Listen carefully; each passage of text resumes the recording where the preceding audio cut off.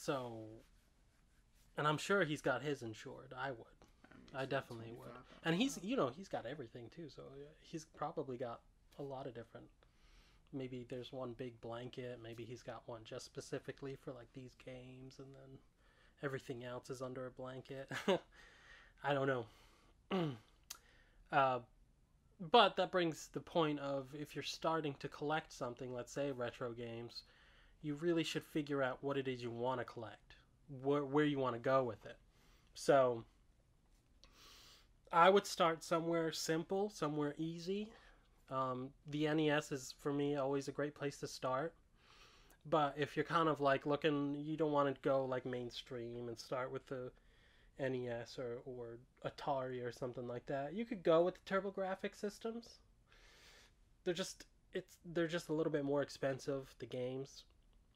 So it's just about there's a lot of great games on Nintendo, and you can get them for most of them. You can get for a decent amount of money. It's not like you have to pay $100. You're not paying $100 for every single game on the console. That's not true. And you're not paying $100 for every good game on the console either. You can get Zelda for like $15-$20 on eBay. So you can get a lot of good games for a decent price and start building your collection that way. Gotcha.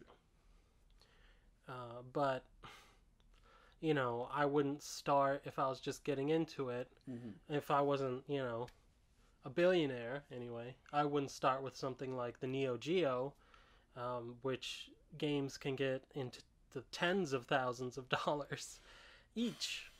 Single games. Needless to say, most of those games do end up being faked or chopped out of like Neo Geo stand-up arcade machines and stuff. So it's a very it's I think it's like a end place when you've collected everything else and you have a lot of money. That's where you end up going. Is I guess I'll start collecting Neo Geo. How do you know if you have a fake Neo Geo game?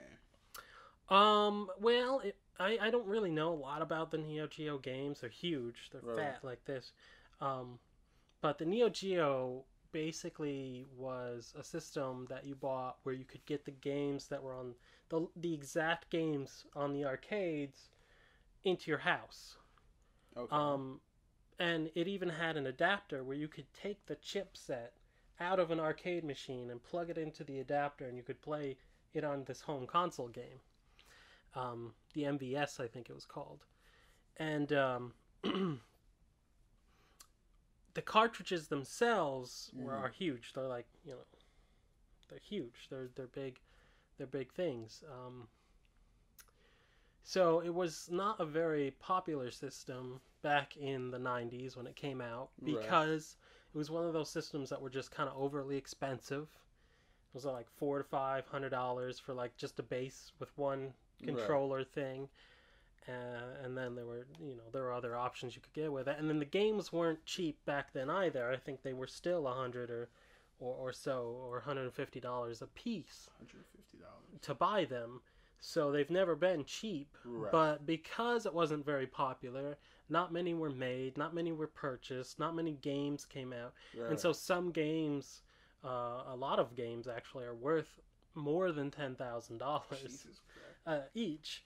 That's so crazy. So you bought. So imagine those people who did actually buy it. It's like, yeah, I spent 150, but now it's worth like 10 grand.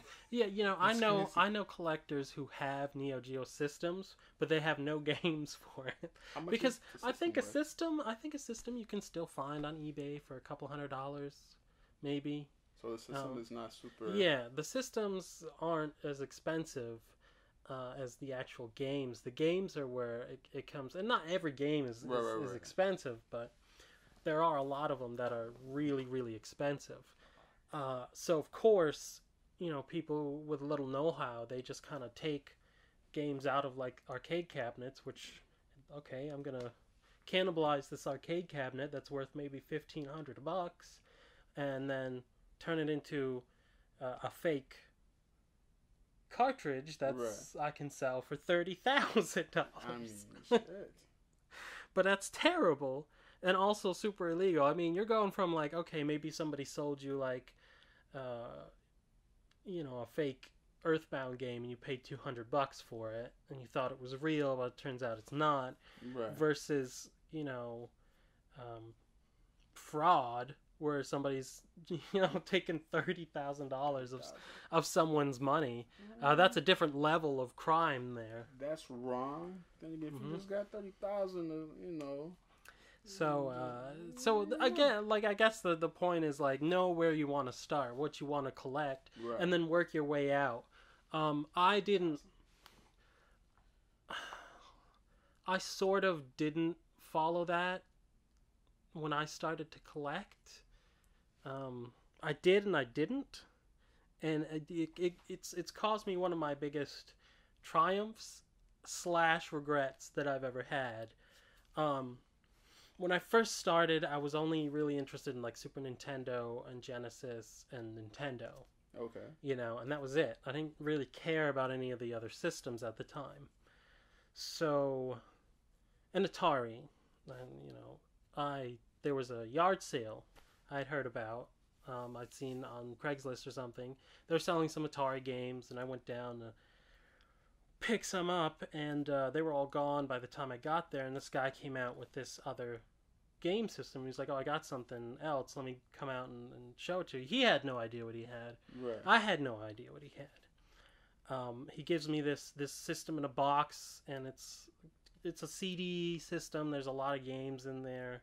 He had like 8 or 9 games, and he's like, "Just give me $20 for it." So I gave him $20 for it. On the way home, I pulled out my phone, started doing research, and it was a Turbo Duo in a box with the manual and all the paperwork that went with it. Okay. And Turbo Duo games. What I found out was this is an almost $500 console, and with a box and manual, maybe $500 to $700 now. And each one of the games were worth $100 or more. There wasn't anything crazy in there. Like, now I know, like, Bonk 3 and stuff like that are worth even a lot more money. But I wasn't interested in collecting it. So I was going to a convention that weekend, and I decided to just to sell it, just to flip it. Right. I paid $20 for it. And I did make like $700 off everything. But now, that was years ago, a few years ago now. And now I kind of feel like I shouldn't have done that. I should have just kept it in my collection. Because I didn't really need the money. Like, I wasn't hurting for money. Right. But I was just sort of, my mentality was, I'm not really collecting this. So I'm not interested in collecting this, so I might as well flip this, and then I can turn around and buy games or whatever I'm going to be collecting. And now, I look back on it and kind of wish I still had that Turbo Duo in the box, because I would need to spend like $1,000 or something to get another, just the console. Not to mention the actual games that I sold. Right. So, okay, so I feel a little bad about that decision. Right. And it was a little wonky because I had to test it and everything for the guy, and the CD part, I feel like, was probably on its way out, because you actually had to tilt the console to actually get the CD to work, to read. It read and it played and everything, but the console had to be like this. So I don't know what that was about. But still, I mean, for $20, 3-4 years ago, yeah, not bad. Not bad. But I sold it. Now I feel bad about it a little bit. I have seller's regret, because now I do have like a TurboGrafx system, and I've started collecting many other things than I had started before. So you live and you learn, I guess. Right. But in that case, I was like, I'm collecting this. Right. So that's what I'm going to focus on. So I guess there's a certain limit. Maybe if you're going to retro collect video games, especially, keep yourself open. If you find something that turns out to be something like that, where you make an amazing once-in-a-lifetime deal, because that's what it was. Let's be honest. I'm never going to find one for $20 again.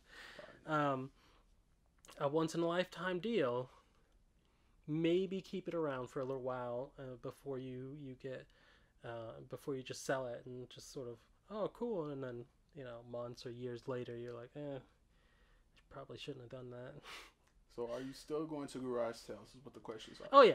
I mean, I go to flea markets and stuff like that and look around, but people, that's why it's even rarer, because that sort of thing just doesn't happen anymore, because it's so easy for people to just pull out their phone and look on eBay and see what something's selling for. If that guy had pulled his phone out and looked at eBay, I would not have been purchasing it for $20, but he didn't care. And I remember he said it was like his brothers or something like that who was gone.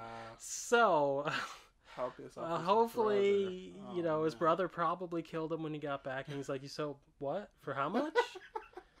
and I'm sure that after I left, they looked at like how much it was actually worth, and then we're like, "Oh, that's terrible." I was like, you know.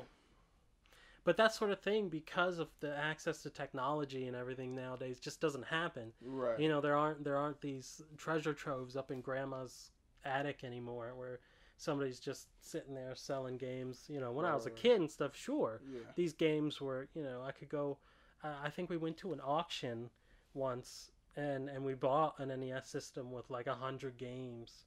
And we paid maybe $25 for the box or something. Wow. You know what I mean? Right. So like back in like 95 or 96 or something. And nowadays, even if it's complete garbage, people will double check it. Be like, "No, wait, I need to make sure we might have gold." Mm-hmm. There are places where you can still get deals. Like there's a thrift store I go to a lot, and they do get a lot of things. Actually, a lot of the systems that I have, I purchased from them. Just because their systems, they're not as expensive. Like I picked up an NES there for like $30, which wasn't bad. And they consistently have things. My two N64s, I paid $5 each at different thrift stores. The one on the shelf came with the N64 bag, like the travel bag. Okay. And it was inside the bag, and the bag was marked for $5. At a Goodwill, and they were like, "Yeah, just $5 for whatever's in there." Yeah. I was like, "Yeah, sure, no problem." And the other one I found, a few months ago at a thrift store, just sitting in a box for $4.95. Works great, so yay. And I can find stuff like that there. They sometimes have games. Sometimes the games are reasonably priced. Sometimes they're overpriced. It's one of those weird thrift stores where it's either going to be a good deal or it's not worth your time at all. So, like, they had, like, an Atari 2600 there one time, and they're trying to get, like, $60 out of it. And I was like, what are you talking about, dude? You ain't getting that. Right. It's so weird, but they have like a constant supply of PS1s and Xbox, like the original Xboxes and Xbox 360s there, like all the time, and every other day there'll be a Super Nintendo or a GameCube or something like that. So it's not a bad spot to find stuff if you're looking. More so, I get a lot of board games and stuff from them. Board games, I think, are something that are still in that realm of you can get great deals on them if you find them at thrift stores. Because thrift stores don't really do, like, they know, like, video games are worth something now, so they'll check eBay. But for some reason, like, board games, they don't care. They'll just put them out there. $2, whatever it is. And there's some of them, that I've picked up that are worth quite a bit more than that. So I found this Crossfire, like brand new in the box. The only thing, like one of the flaps was open, but everything's still in the plastic inside. Interesting. I paid like $3 for it. That's cool. Yeah, so I found a lot of games and stuff there, and I collect a lot of board games. I don't really know of any like board games that are worth thousands and thousands of dollars, but some of them are they're definitely worth a lot more than $2 that I paid. So whatever. Dope. There's still some things where you can kind of get away with buying at thrift stores or flea markets for very little price. What about action or figurines or action figures and that kind of thing? Same sort of thing. Most of what I got, I had when I was a kid.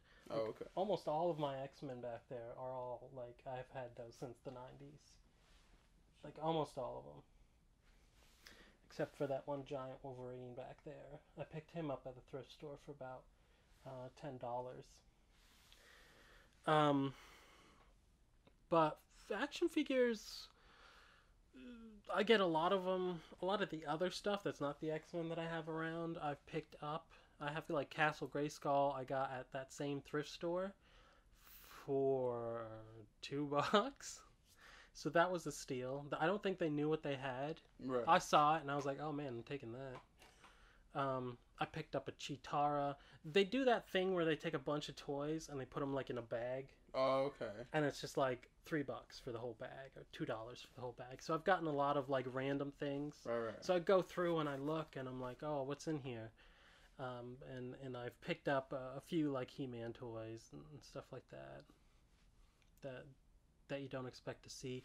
The Ninja Turtles, actually, almost all those Ninja Turtles up there, I picked up from thrift stores. The big collector's box that's up there actually was like $20. And when I got it, I didn't know that it was full. So I opened it up and it was full of action figures. Really?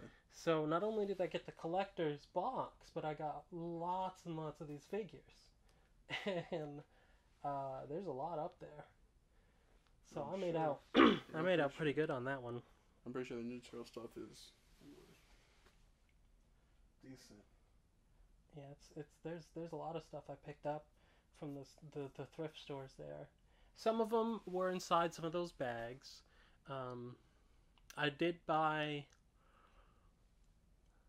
I did get like a lot off of eBay. I paid like almost nothing for it. Right. And it was the smaller collector case, and it had a bunch in there too I didn't know about. So yeah, those did pretty well. I did pretty well on picking those things up.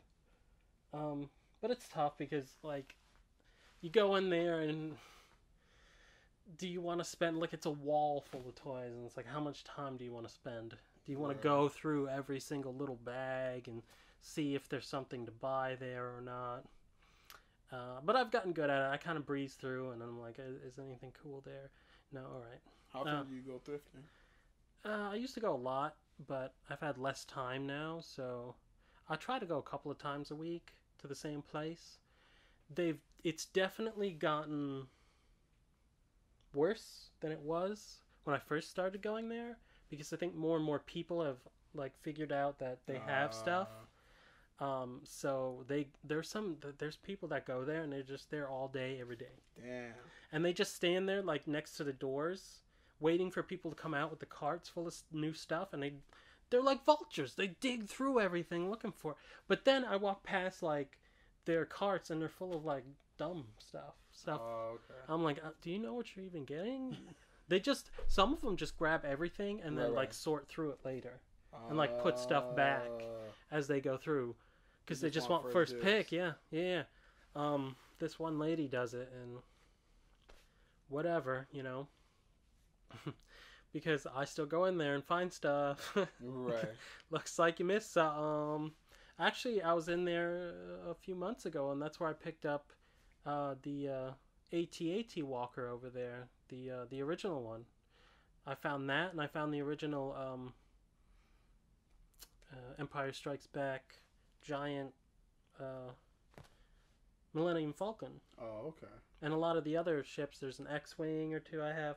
I have all these things. I don't really have anywhere to put them, so they sit in the closet. Gotcha. I wanted to hang the ships up and everything, but I don't trust the ceiling to be strong enough.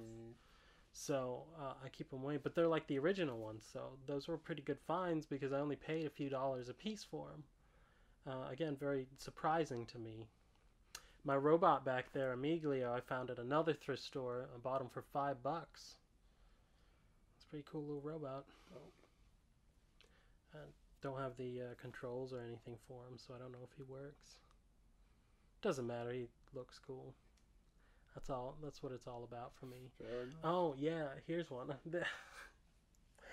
This one thrift store when I lived in a different state, Mm. I found this Nickelodeon bowling pin. It's orange, and I thought it was just cool. Like, oh man, that's cool. That's retro. That's Nickelodeon. That's great. I bought it. Turns out they came from Orlando. Mm-hmm. There was like a bowling place at the when Nickelodeon was still in Orlando, and there was like a bowling alley there, and that they had these orange pins, and that's apparently where it came from. So I bought it for $2, and they sell on eBay for like 40. So Dang. good for me, right? Good times. Dope. Yeah, so I mean, you got to put the work in. Right. Like if you start collecting anything, comic books less so. There's not really anywhere you're going where you're gonna find like key issue comic books for any sort of deal. Like it just does not exist anymore. Right. There was a time I think when you probably could have. There are a lot of comics in my collection that I got from this bookstore that was local when I was a kid, and they just kind of put all the comics they had in this thing, and it was like 50 cents a comic book. And I got a lot of stuff from like the 60s and 70s out of there, and that was cool. But now I don't think comic books are something you can just come upon and get key issues for at a random thrift store. Like, people know comic books are worth money, Right. so the only thing you find is just garbage in there, or maybe there's something that's kind of neat, or you want to fill in the gaps, in your collection. So, do you think that comic book movies help or hurt, or it doesn't really matter for like collectors? Well, I think that they've helped the prices go up. Right. So if you were collecting already and you had things already, then it's helped you in that sense. I think that they have weird effects because one of the biggest marketplaces that people go for anything, Right. like what the collecting wise, is eBay, right? So Right. if a movie's coming out and it has something to do, like the new Spider-Man came out, that means all the Spider-Man titles, immediately the prices go up. Right. Because a Spider-Man movie just came out. Right. So now we're going to jack the price up of everything. Even though most of the time, and I'm going to tell you people this, most of the time, those comic book prices don't actually move. It's just the price on eBay that's moving. So you can go down to your local comic book shop and find that key issue or that issue, and it's still going to be the price that it was before. So let's say it cost $25 for this comic book, and then a movie came out, and you can't find it for under 45 or 50 on eBay. Right. Just go to your local comic shop, and they probably still have it for $25. Just so go there, because that's happened to me a lot where I see these prices, I'm like, this is ridiculous. Right. I go down to the comic shops, and it's like, yeah, that's what they're actually worth. So that's what I'm buying. People try to jack the prices up. It's really weird because on eBay, it's its own system. It's its own self-sufficient sort of pricing system. Right. And there was this guy, I don't remember who it was. He had like a bajillion copies of Rampart on Game Boy, right? And he wanted to do this experiment on eBay. So at the time, Rampart was like $1 game, maybe $2 to buy this Game Boy game. So what he did was he started listing them for higher and higher prices as like over a period of like 6 months. Right. And then everybody else who had one started charging more and more. And what happened was the average price went from like being $1 to being like $30 or $40 for this game. Right. Only because somebody was listing it for a little bit higher than the last one. And that's what happens is, as soon as somebody lists a price, a buy it now price or something for a game or comic book or whatever it is on eBay, that immediately everybody else after that starts listing it for that price or more. Like, that's the expectation. So pushes that price up, when it's not really changing. Right. So there are, groups of people on eBay who do this purposefully. They're like, hey, we're gonna make this, and it happens a lot with the retro gaming community. They choose a game sort of randomly almost and say, we have this many copies of this game and we want to make more money off of it, so we're going to start charging this much at a buy it now. And then people who just regular people see it, who are listing what they have, oh, they're like, oh, well, I can get this, I'm going to try to get this for it. Problem is, people who actually know what the cost of these games or these items are, they don't buy them.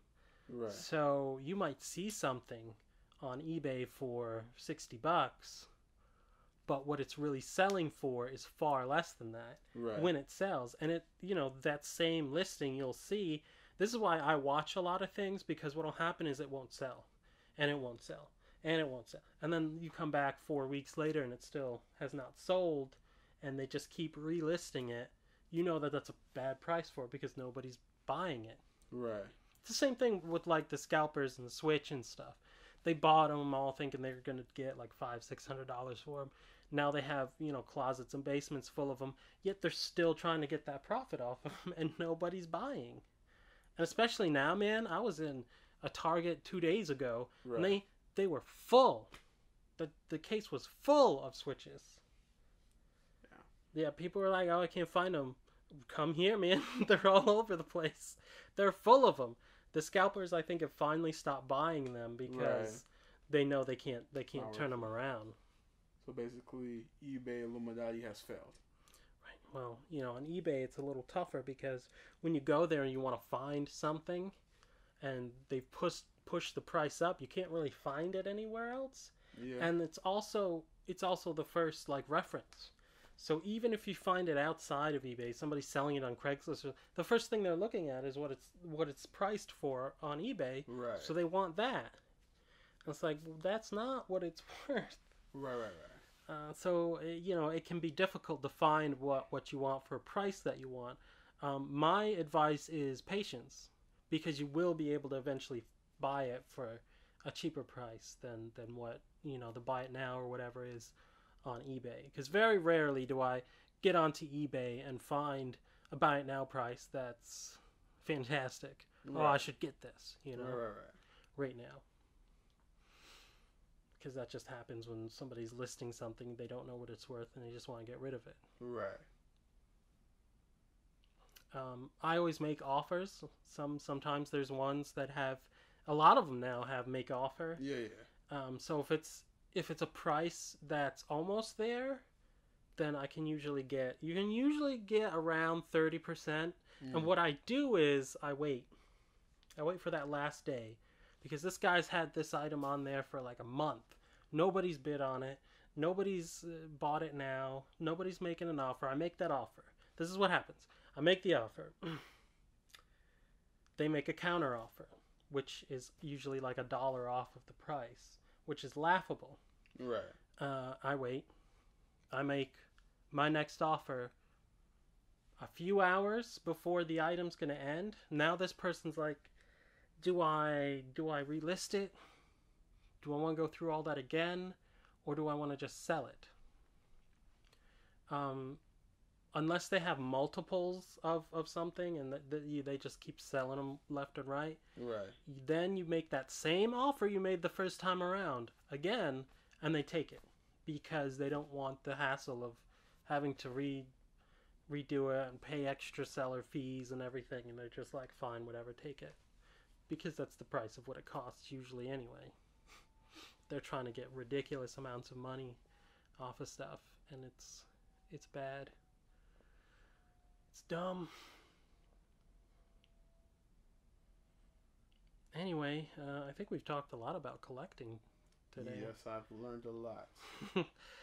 Hopefully that gets some of you guys headed in the right direction. If you have any other questions, go ahead and put them down in the comments and everything below. Also, don't forget, our Amiibo giveaways is happening. It's starting. I believe that we're going to do this every month. We're going to have a giveaway every single month from here on going out.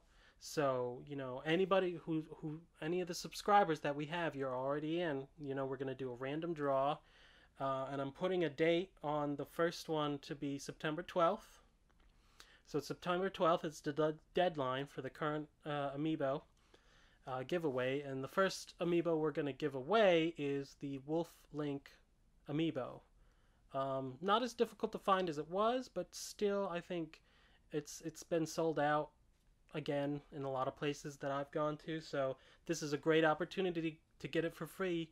Make sure you subscribe, and all you got to do is subscribe, and you're entered in to win.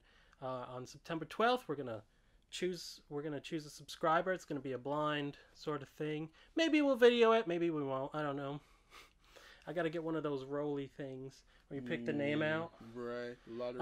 And then we'll let you know, and we'll PM you, you PM us your information, and we'll send it along, and you'll have yourself a Wolf Link amiibo. And also, if you have any ideas, any thoughts, anything that you want to hear from us, anything you want us to talk about, don't hesitate. Write down in the comments below, or PM us. Let us know what you want to hear about. There's a lot more content coming. There's going to be another Gamer Pups episode. I've been working on one for a while. It's really difficult, but I'm putting it together. There's a new one that I'm starting as well, so look for those. Look for the next episode of that. We're going to be doing some play videos. We're going to be doing some drunk play videos. And those aren't going to be just video games. We might start doing some board games stuff. Start checking out some of these games. A lot of them I've never played. I've never played a lot of them. I've never played any of them. Any? Not one of them. You've never played a Monopoly game. I've never played Monopoly. You heard it here, folks. He's never played a Monopoly game. There's the first time for everything. That is crazy. Operation? I've heard of them. I've seen commercials. Japanese Operation I have as well. That's gonna be a good one. That's gonna be fun. Does it come with a translation book? It doesn't need to. I hope he screams. That's gonna be great. So yeah, guys, keep subscribing and keep commenting. For now, this is Jason saying goodbye. Kinley. And don't forget to subscribe. SUB scribe. Bye, guys. Thanks for watching.